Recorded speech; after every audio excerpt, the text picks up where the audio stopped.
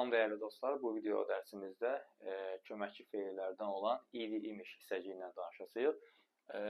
İlk olaraq qeyd eləyək görək, id, imiş hissəciyi hansı nitq hissələrinə artırılır? Deməli, dostlar, id, imiş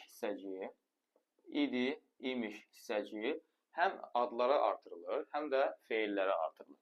Deməli, adlara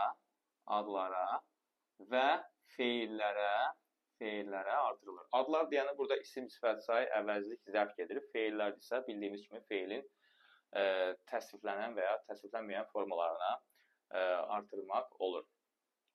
İndi ilk olaraq qısa izah verim ki, adlarda necə olacaq. İd, imiş, köməkçi feilləri, köməkçi sözləri də deyilir bunlara. Adlara artırılarkən dostlar həmişə ayrı yazılacaq. Məsələn, deyək ki, kitab idi və ya məsələn, 5-ci imiş və s.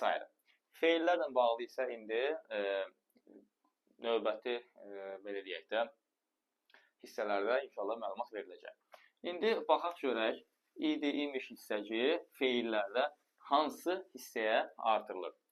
Deməli, əziz şagirdlər, id, imiş hissəciyi feillərdə birbaşa kökünə və ya başlanğıc formasına artırılmır.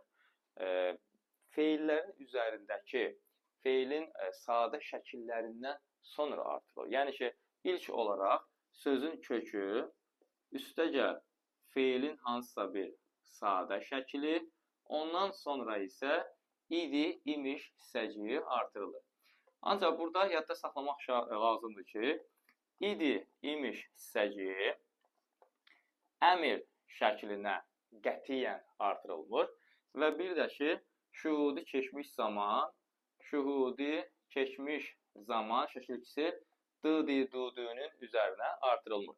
Yerdə qalan digər feilin sadə şəkilləri ilə işlənir. Məsələn, deyək ki, oxumuşdu.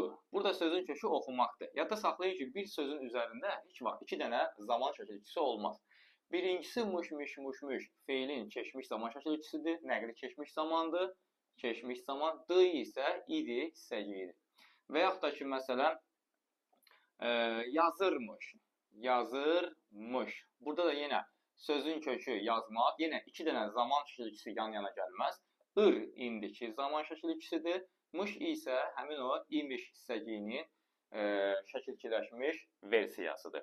Və qeyd etdiyimiz kimi, feilin əmr şəklinə heç vaxt artırılmır və şühudi keçmiş zamanın üzərinə heç vaxt mış və imiş və id hissəciyi artırılmır. Bəs yaxşı, biz baxaq görək, id, imiş hissəcikləri şəxs sonluqları ilə necə işlənir? Çünki bunlar testlərdə sual olaraq, qrammatik sual olaraq düşə bilir.